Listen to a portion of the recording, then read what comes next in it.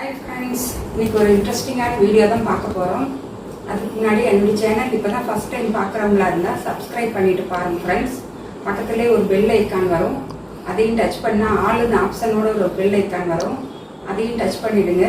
அப்போ தான் நான் போடுற வீடியோ எல்லாமே உங்களுக்கு உடனே நோட்டிஃபிகேஷன் கிடைச்சிடும். வீடியோவை ஃபுல்லாக ஸ்கிப் பண்ணாமல் பாருங்கள் ஃப்ரெண்ட்ஸ். நிறையா ஹெல்த் டிப்ஸ் அண்ட் ட்ரிக்ஸ் எல்லாமே சொல்லியிருப்பேன். வாங்க இப்போ வீடியோக்குள்ளே போகலாம்.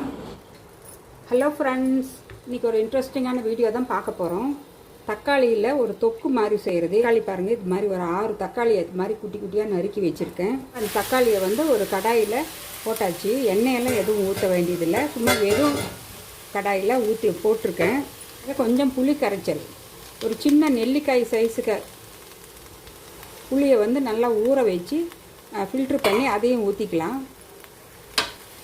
ஒரு 1/2 டீஸ்பூன் அளவுக்கு மஞ்சத்தூள் ஆட் பண்ணிக்கலாம். மிளகாய்த்தூள் ஒரே 1 டீஸ்பூன். காரம் வந்து எங்கள் பிரியம், நீங்கள் எவ்வளோ வேணுமோ போட்டுக்கலாம், எங்களுக்கு 1 டீஸ்பூன் போதும். உப்பு 1 டீஸ்பூன் அளவுக்கு போட்டுக்கிறேன். கல் உப்பு தாங்க. உப்பெல்லாம் போட்டால் சீக்கிரமாக நல்லா மசிஞ்சு வந்துடும் தக்காளி. இப்போ நான் வந்து ஸ்டவ்வை லோ ஃப்ளேம் பண்ணிட்டேன். பாருங்கள், இப்போ தக்காளி எல்லாமே நல்லா மசிஞ்சிடுச்சு. ரொம்ப சிம்பிளாக நிமிஷமாக செஞ்சிடலாம். தாளிக்க போகிறேன். இப்போ நல்லெண்ணெய் தான் ஊற்றிக்கிறேன். நல்லா ஒரு 3-4 டீஸ்பூன் அளவுக்கு ஊற்றிக்கலாம். எண்ணெய் நல்லா சூடாயிடுச்சு. கடுகு ஒரு 1/2 டீஸ்பூன். கடுகு நல்லா பொரிய ஆரம்பிச்சிடுச்சு. இப்போ உளுத்தம்பருப்பு 1/4 டீஸ்பூன் போட்டுக்கலாம். கொஞ்சமாக கருவேப்பிலை. பாருங்கள், ஒரு 10 பல்லு பூண்டு கொஞ்சம் சின்னதாக கட் பண்ணி வச்சுருக்கேன். அதை வந்து அந்த ஆயிலில் போட்டு நல்லா வதக்கிக்கலாம். இப்போ எடுத்து இந்த தக்காளியில் நம்ம அதை அப்படியே ட்ரான்ஸ்ஃபர் பண்ணிக்கலாம். சூப்பரான தக்காளி தொக்கு ரெடி ஆகிடும். கொஞ்சம் நேரம் மூடி வச்சு சிம்மில் ஒரு 2 நிமிஷம் வச்சுருந்தாலே போதும்.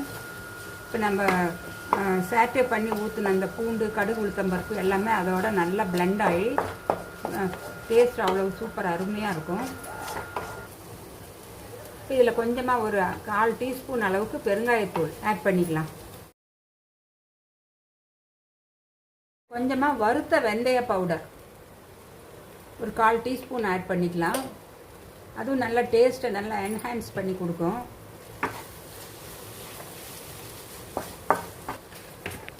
இப்போ இதில் கொஞ்சமாக வெல்லம் ஒரு 1/2 டீஸ்பூன் அளவுக்கு போட்டுக்கலாம். அந்த டேஸ்ட்டு நல்லா சூப்பராக இருக்கும். புளிப்பு, இனிப்பு, காரம் எல்லாம் கலந்து இந்த தக்காளி தொக்கு அருமையாக இருக்கும். ஒயிட் ரைஸுக்கும் நீங்கள் சும்மாவே பிசைஞ்சு சாப்பிட்டுக்கலாம். இட்லி, தோசை, சப்பாத்தி, பூரி எல்லாத்துக்குமே செம்ம டேஸ்ட்டாக இருக்கும். தயிர் சாதத்துக்கும் நீங்கள் தொட்டுக்கலாம், அவ்வளோ சூப்பர் டேஸ்ட்டாக இருக்கும். ஃபைனலாக கொஞ்சம் ஃப்ரெஷ் லீவ்ஸ், கருவேப்பிலை, கொத்தமல்லி எல்லாமே இது மாதிரி கிள்ளி போட்டுக்கலாம். தக்காளி தொக்கு ரெடி ஆகிடுச்சு. நீங்களும் ஒரு தடவை இது மாதிரி செஞ்சு பாருங்கள். ரொம்ப அதிகமான இன்க்ரீடியன்ட்ஸ் எதுவும் இல்லை, சிம்பிளாக செய்கிறது தான்.